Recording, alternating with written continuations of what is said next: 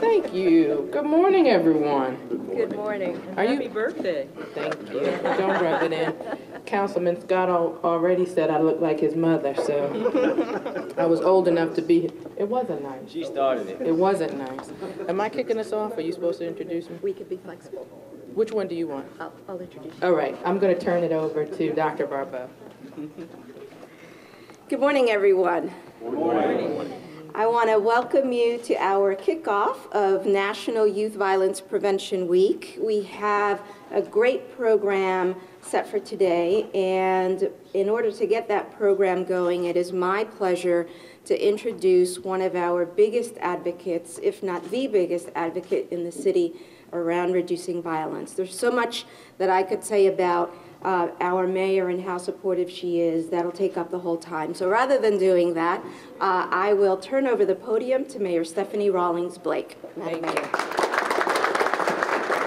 Thank you very much, Dr. Barbeau. Sorry I was stealing your spotlight there for a second. We are grateful. I'm grateful for the work that you're doing. One of the things that I've been so pleased about is your commitment to seeing the health department in new and bold ways that we can create partnerships that allow us all to work towards having a healthier city, but also a safer city. So thank you very much.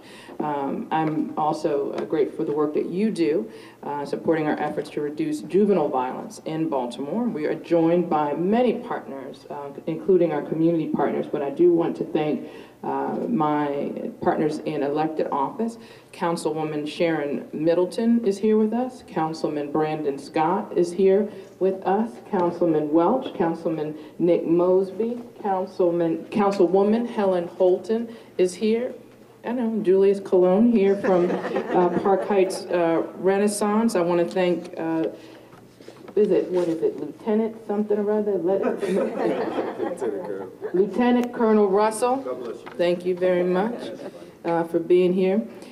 Even though I thought Major had a nice ring to it.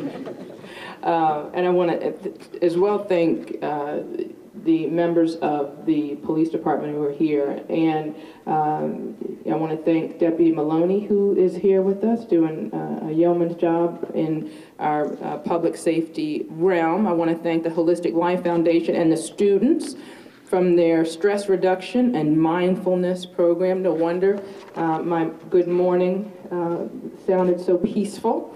And I thank Julius, but I do want to thank everyone here that's a part of the Park Heights community. Thank you all for joining us to kick off National Youth Violence Prevention Week in Baltimore. During this annual week-long initiative, activities and events are held nationwide to spotlight the issue of youth violence. We will work to identify strategies to combat this epidemic and to help promote the positive role we can all take in making our communities safer. Reducing youth violence is not something that City Hall can do alone. Everybody here knows that we have to be partners to make progress when it comes to reducing youth violence. It requires everyone to take responsibility for their community, to make it safer and stronger, and everyone to take action. Fortunately, we are blessed in Baltimore to have many strong partners in the fight. Young people, citizens, outreach workers, clergy, and community leaders gathered here today have accepted this challenge. Today,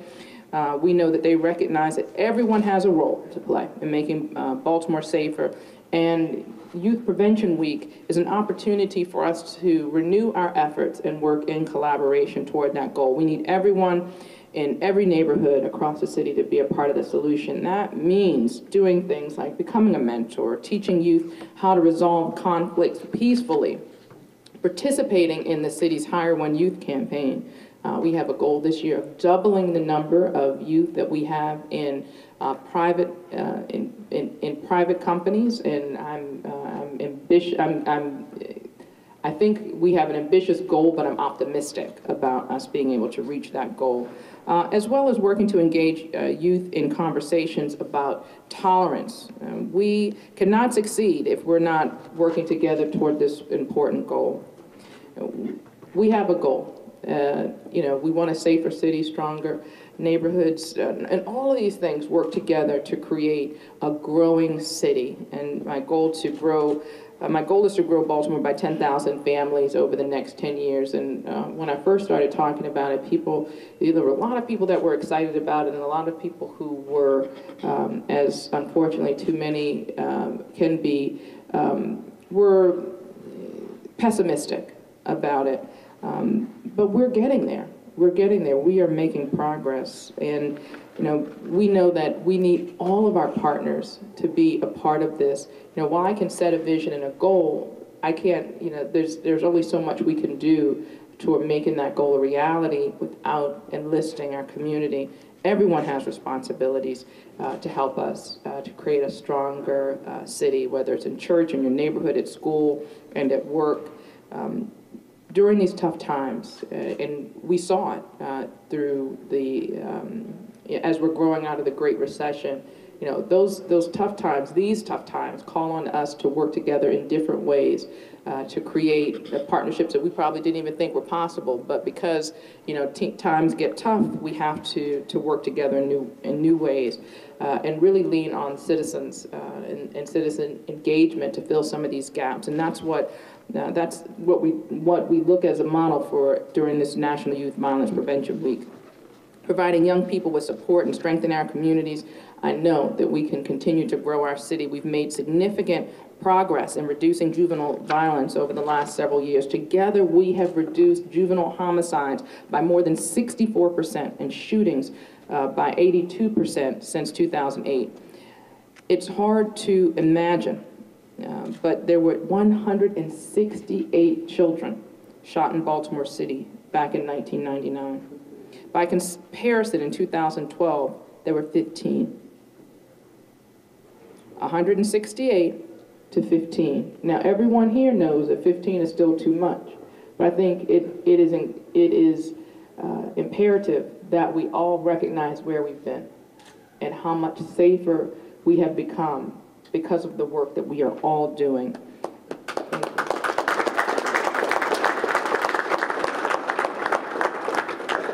Our children, and no matter what zip code you grow up in, our children in Baltimore deserve to grow up free of the menace of gun violence. Reducing youth violence requires a collaborative approach between law enforcement, juvenile justice partners, and our core service providers, or core city service agencies. And together we focused our resources on the highest risk youth. We know who the ones who are either victims of crimes or perpetrating crimes. And once we know who those individuals are, those juveniles, it's important that we do something about it, and we have. We've increased the juvenile warrant service. We've developed an unprecedented amount of information sharing between the State Department of Juvenile Justice and Social Justice, the school system, as well as the Baltimore Police and the Health Department. Through initiatives like the Violence Intervention Program and Operation Safe Kids, we've jointly identified young people who are at the highest risk of becoming either a perpetrator of a crime or a victim of a crime. And we've increased supervision on those young people and targeted communities for the Safe Streets program, which is an incredible model that we are expanding, and I'm proud of that work. Safe Streets Baltimore is an evidence-based public health initiative that uses credible messengers to stop shootings and homicides in targeted Baltimore City neighborhoods. Through initiatives like Safe Streets, communities in which it were once normal to solve problems with guns are now embracing a new way of handling challenges with the new attitudes that shootings are not acceptable. We have more work to do ahead, but I'm encouraged by the work that we're doing, and we have to continue to work with our young people to make positive choices in the face of stressful situations that I know is hard. I know it's hard. I know I can speak for many of the adults, in the room. The higher the pressure is, the harder it is to make a decision that's right. But that's when we need to put that interruption, to put that break in and teach and make sure that people know that that's the trigger. When you get into that pressure situation, that's the trigger. Not the trigger of a gun, but that's your trigger to know that you need to approach it differently.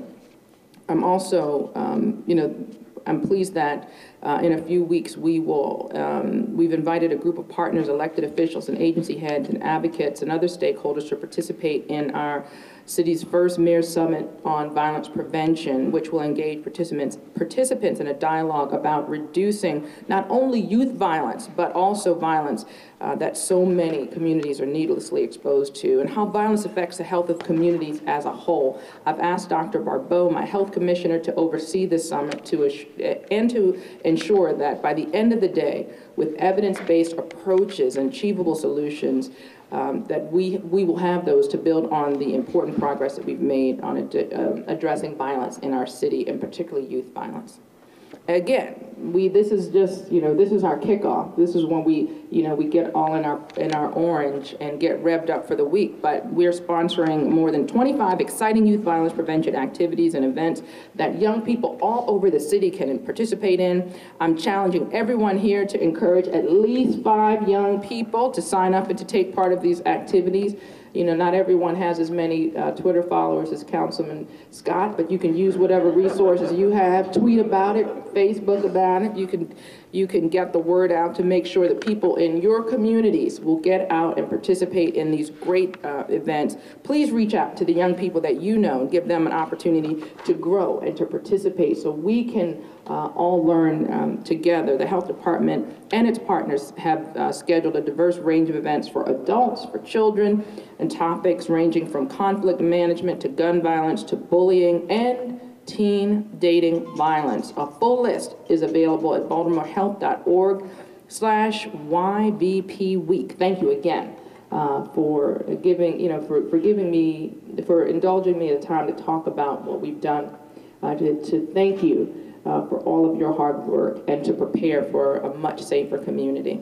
It is my pleasure now to introduce one of my partners who's done an incredible job in her district and making sure the resources and stakeholders all work together toward a common goal. I'd like to bring to the podium Councilwoman Middleton. Thank you, Madam Mayor. Thank you so much. I am just so excited about this initiative. First of all, I also, besides, of course, thanking the mayor for wrapping her arms around this initiative and moving things forward and helping agencies to partner with the council and with neighborhood leaders and just moving this initiative forward. I purposely today, I'm going to put in a resolution for the council, I'm sure will approve with me, the celebration of this National Youth Violence Prevention Month. And in doing that, Park Heights, as you know, is the newest community that's going to be added on to the Safe Streets. And if you look over here in the orange, these are the leaders in this program that are going to take charge, and we need all their support. There was a kickoff for this event in Park Heights on Thursday at the Park Heights Residents Council meeting at the Zeta Center, and it was like standing room only. The community came out in full support, wrapped their arms around these. We even said prayers for this group.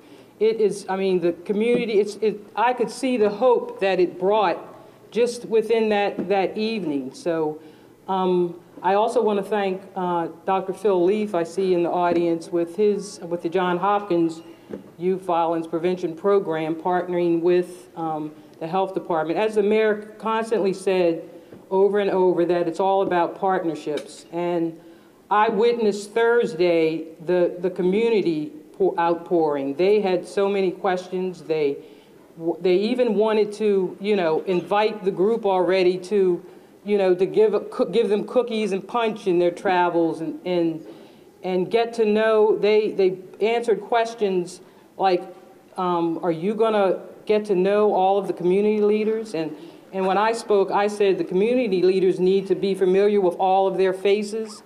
Again, this is going to really, I can feel it. This is going to help our Park Heights community. We already have our troubles with the loads of liquor stores in that community and the changes we're trying to make with that. So this is just going to add on to the change and bring hope back to that community. And I'm going to continue to do whatever I can to help keep this program moving with the others that are already in place, and so we can grow throughout the whole city. On that note, I'm going to introduce or bring back to the podium the Health Commissioner, Dr. Barbeau. Thank you. Thank you. Thank you, Councilwoman Middleton. And thank you again all for being here. And I want to once again thank our mayor for her leadership in this arena. Under Mayor Stephanie Rawlings-Blake leadership, Baltimore has taken a progressive stance by recognizing that violence should not be seen exclusively as a criminal justice issue, but one that's also a public health threat that's facing many of our communities. And we appreciate and applaud Madam Mayor's strong support for addressing violence as a public health issue. Thank you, Madam Mayor. It is essential that we continue to support evidence-based initiatives such as Safe Streets Baltimore as a component of our violence prevention strategy. As Mayor said, Safe Streets is an evidence-based public health initiative that uses credible messengers to stop shootings and homicides in targeted Baltimore City neighborhoods. And it's a way in which we can concretely help to support the very important efforts by our partners in public safety. Clearly, they are the lead in this, but we as public health have a role to play in supporting their efforts. And through initiatives like Safe Streets, communities where it was once normal to solve problems with guns are now embracing the attitude that shootings are not acceptable. That's why I'm proud to announce, as Councilwoman Middleton also announced, that the Health Department, in collaboration with the Johns Hopkins Center for the Prevention of Youth Violence, has selected Park Heights Renaissance as the next community organization to implement Safe Streets. As the Councilwoman alluded to, Park Heights has the strong partnerships as well as the excitement and dedication of community members to successfully implement this initiative. I want to congratulate the group, and we look forward to partnering and continuing the trend of further reducing youth violence. Thank you. As Mayor said, we've made significant strides in reducing violence, but unfortunately, homicide remains among the leading causes of death for Baltimore City residents aged 15 to 24 years of age, second only to accidental death. As part of our Healthy Baltimore 2015 initiative, our goal is to decrease the rate of juvenile homicide and non-fatal shooting victims by 30%. It's ambitious and it's aggressive, but with our partners, we can do it. In order to meet that goal, the Health Department will continue to champion evidence-based public health initiatives like Safe Streets that complement the efforts of law enforcement strategies and reentry programs. We will also introduce innovative practices that empower our young people to make the right decisions in face of potentially violent situations. Without question, growing up in a community where violence is a part of everyday life is a challenge. Indeed, several studies have shown that childhood exposure to violence actually changes the way our brains respond to stressful situations and hinders control over impulses and emotions. A truly comprehensive approach to reducing youth violence must offer our young people tools to unlearn behavior and respond to stress in positive ways that can help to diffuse volatile situations and keep them and their peers safe from harm. The mindfulness approach is that kind of innovation. Mindfulness means being intentional about awareness, being aware of yourself, of your surroundings, and your options in potentially stressful situations. It's a very simple way to reduce anxiety and help maintain control over behavior. Mindfulness is practiced in a handful of schools throughout the country, in cities like New York and Philadelphia. It is also practiced right here in Baltimore City. Why? Because early evidence, including work done by researchers at Hopkins, shows that the 12-week program of yoga-based physical activity, breathing techniques, and guided mindfulness practices developed by the Holistic Life Foundation, and others helped Baltimore students practice positive coping skills, control negative thoughts, regulate emotions, and even improve behavior in the classroom. Its impact wasn't limited to just students. One of the great things about this practice is that the kids often teach their parents how to do this as well, and so there are ripple effects. We've invited the Baltimore-based Holistic Life Foundation to demonstrate how simple and effective these tools can be. The HLF teaches young people how their personal health connects to the health of their environment. They offer in-school and after-school yoga and mindfulness classes and teach meditation to youth living in some of Baltimore's most challenged communities. In addition, they teach these techniques to adults in those same neighborhoods at drug treatment centers, senior centers, and mental health facilities. After this press conference, co-founders Ali and Atman Smith and Andres Gonzalez will lead volunteers from the Baltimore City Police Department and students from our public schools through a series of short exercises that can be done in school, at work, at home, any place where we are confronted with a stressful or potentially violent situation. This approach is a promising addition to our tool set of evidence-based primary prevention actions that, again, support the work of law enforcement and reentry program and will help us better understand how to prevent youth violence and make our city even safer. Only by taking a truly comprehensive approach to youth violence will we begin to make positive, lasting changes. And as the mayor said, each of us has a role to play in improving the lives and the futures of Baltimore City's children. That's why all this week the Health Department is collaborating with public and private sector partners to sponsor more than 25 events and workshops for both adults and children. The full schedule of events can be found at baltimorehealth.org/YVP Week.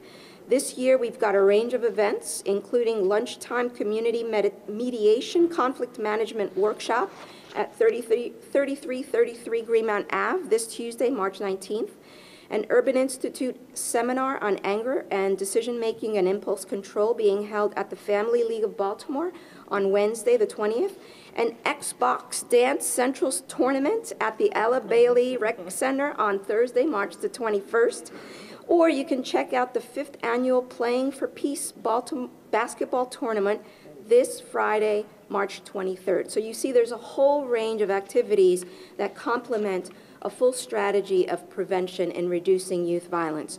And whether it's attending an event, engaging in your community in a conversation about youth violence, or being a positive role model within your community, I encourage everyone to find a way this week to be a part of the movement to eliminate youth violence. I want to thank you all very much, and we will now take questions.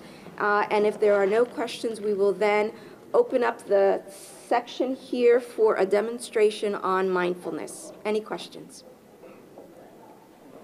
All right, thank you very much.